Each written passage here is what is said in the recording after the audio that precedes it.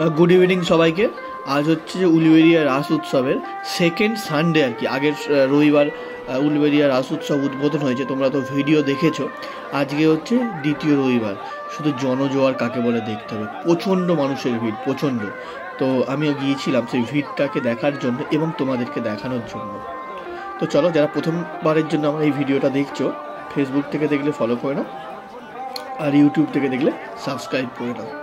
তো চলো ভিডিওটা দেখতে থাকো।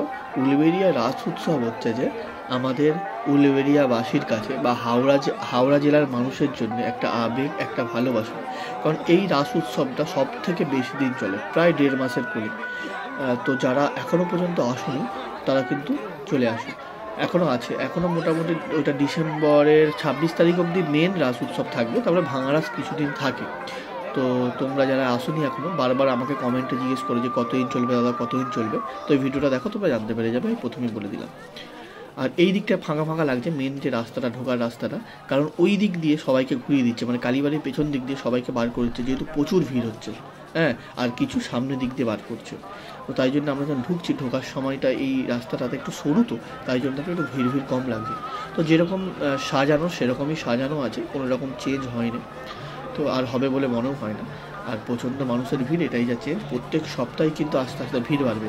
তো যারা দূর থেকে আসবে তাদের উদ্দেশ্যে আমি বলবো তোমরা সানডেটাকে এড়িয়ে আসবে, কারণ সানডেতে প্রচুর পরিমাণে ভিড় হয়, প্রচুর পরিমাণে, কারণ এর পরের সানডেগুলো আরও ভিড় হবে। আমি অবশ্যই তোমাদের দেখানোর চেষ্টা করবো যে কীরকম কী ভিড় হচ্ছে। তো পরের সানডেগুলো কিন্তু প্রচুর ভিড় হবে। তো এই জায়গাটাতে একটুখানি ভিড় কম, ঠাকুরারে আছে এই জায়গাটা একটু ভিড় কম। ঠাকুরের ভিডিওটা মানে মেনলি যে কী কী ঠাকুর বসেছে সেটা আমি আগের ভিডিওতে দেখেছি, যারা এখনও দেখোনি তারা আমার আগের ভিডিওটা দেখো, দেখলে বুঝতে পারবে যে কোন কোন ঠাকুর বসেছে বা কীভাবে ঠাকুরের জায়গাটা উলুবেড়িয়া রাস উৎসবে সাজানো হয়েছে। দেখো তোমাদের বেশ ভালো লাগবে, আগের ভিডিওটা দেখো। আর এইটা হচ্ছে মেন রাস মঞ্চ, এইটাতেই মেন ঠাকুর পুজোটা হয়, সাইড ঠাকুর আছে যেটা পুজো করা হয়েছে দেখো সাইডে আছে আর কি। তো সেটা একবার তোমাদের দেখিয়ে দিলাম, বেশ সুন্দর লাগছে। আর এই হলো নাগরদোলার কাছে মানুষের জনজোয়ার কাকে বলে, সব ইয়ং ছেলেদের ইয়ং মেয়েদের ভিড়, আর তার সঙ্গে চলছে হই হই, মানে কী বলবো জাস্ট একটা অন্যরকম মানে পরিবেশ সৃষ্টি হয়েছে এই নাগরদোলার সামনে।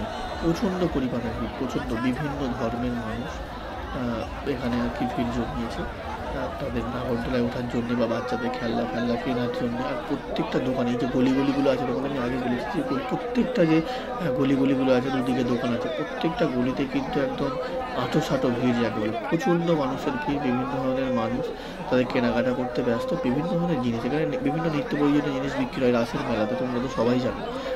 ঘর সাজানো থেকে শুরু করে মেয়েদের বিভিন্ন রকমের জিনিস, তো মেয়েরা এবং ছেলেরা সবাই কিন্তু ভিড় জমেছে। আর তার সঙ্গে আছে খাবার দাবারের দোকান, জিলিপি, কুরকুরে, মটর, তো বিভিন্ন ধরনের জিনিস কিন্তু এই রাসমেলাতে বিক্রি হচ্ছে। তো ভিডিওটা কেমন লাগলো অবশ্যই কমেন্ট করে জানিও। নেক্সট সপ্তাহের ভিডিও নিয়ে আমি আসছি। তো চলো, বাই।